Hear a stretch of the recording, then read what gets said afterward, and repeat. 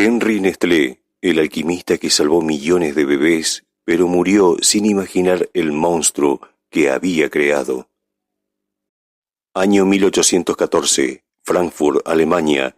En plena era napoleónica, entre pólvora y pobreza, nace Heinrich Nestlé, el 11º de 14 hermanos, en una familia de sopladores de vidrio. Pocas cosas apuntaban a que ese niño flaco, curioso y callado, cambiaría el curso de la infancia en el mundo. Desde joven odiaba los límites, aprendió química, farmacia y varios idiomas. Viajó por Europa como si buscara algo. En 1839 se instaló en Suiza, en Vevey. Cambió su nombre al francés Henry Nestlé, que significa nido, un símbolo de protección que marcaría toda su vida. En 1850, 1 de cada 4 bebés europeos moría antes de cumplir el primer año. Las madres fallecían en el parto, o no podían amamantar, o no había higiene.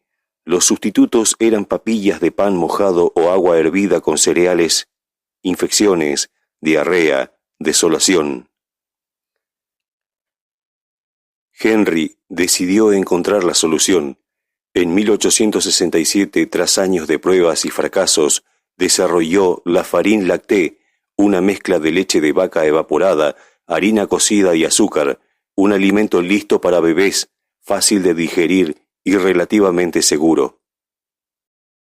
El producto salvó la vida de un bebé prematuro moribundo, lo que disparó su reputación. Su mezcla fue la primera leche infantil industrializada. En un mundo sin refrigeración ni estándares de higiene, fue una revolución, un milagro científico. Entonces, ¿por qué vendió su imperio? A pesar del éxito, Henry no era un empresario, era un alquimista de bata blanca, no de trajes. En 1875, a los 61 años, vendió su empresa por 1 millón de francos suizos, equivalente a unos 7 millones de euros actuales, a Jules Monerat y otros inversores. Pero puso una condición, que su apellido quedara para siempre en la marca. El logo del nido con un pajarito lo diseñó él mismo, inspirado en su apellido y en su deseo de protección. Henry no tuvo hijos biológicos, pero adoptó una niña, Emma, a quien crió con devoción junto a su esposa Clementina. Nestlé pasó sus últimos años en Montreux, Suiza, no asistía a reuniones de empresas, no daba entrevistas, nunca patentó su fórmula, murió a los 75 años sin saber que su apellido se convertiría en uno de los más pronunciados del planeta. Emma, aunque fue criada con amor, no heredó ni la empresa ni grandes fortunas, ya que la compañía fue vendida completamente a un consorcio empresarial.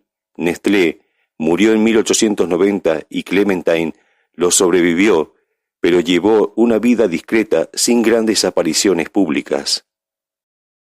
Durante el siglo XX, Nestlé creció como un titán. Durante la Primera Guerra Mundial, su leche en polvo alimentó a soldados y niños desplazados. En la Segunda Guerra Mundial, abasteció a ejércitos enteros. Su fórmula salvaba y sostenía vidas, así, pero también generaba dependencia y lucros en medio del conflicto. Hoy, Nestlé está presente en más de 190 países, con más de 270.000 empleados, ingresos anuales que superan los 100.000 millones de dólares y más de 2.000 marcas bajo su paraguas: Nescafé, KitKat, Purina, Maggi, entre muchas otras. Pero no todo fue gloria. En los años 70, la empresa fue acusada de promover leche artificial en países pobres, donde la falta de agua potable causó miles de muertes por diarrea y malnutrición. El escándalo fue tan grande que provocó un boicot internacional que duró décadas y aún persiste en algunos países. Henry no vivió eso, pero su legado fue utilizado de formas que jamás imaginó. Datos asombrosos sobre la marca. El logotipo de Nido se basa en el escudo de armas de la familia Nestlé, redibujado por Henry con su toque personal. Su invento salvó millones de bebés, pero también alimentó guerras. Murió sin saber que su nombre aparecería en más de 1.000 millones de productos cada día. Nestlé fabrica más agua embotellada que ninguna otra empresa del mundo en medio de polémicas por aparcamiento de acuíferos en zonas pobres. Henry jamás fue millonario, regaló muchas de sus patentes y vivió con modestia. Nunca quiso patentar su fórmula original, creía que el conocimiento debía compartirse si ayudaba a la humanidad. Henry Nestlé no fue un empresario, fue un humanista, un químico que quiso salvar bebés y terminó dando origen a uno de los imperios más grandes de bebés, pero murió sin imaginar, creó vida sin tener descendencia y aunque murió en silencio, año 1814, su nombre alimenta al mundo. Alemania nunca dejó de considerarse una napoleónica antes que un empresario. Nace Heinrich Nestlé. Su pasión era la innovación y la mejora de la vida humana en una familia de sopladores de vidrio. Como siempre, si apuntaban a que ese niño flaco, curioso y callado cambiaría el curso de la infancia en el mundo. Esto es, desde joven odiaba los límites, aprendió química, farmacia,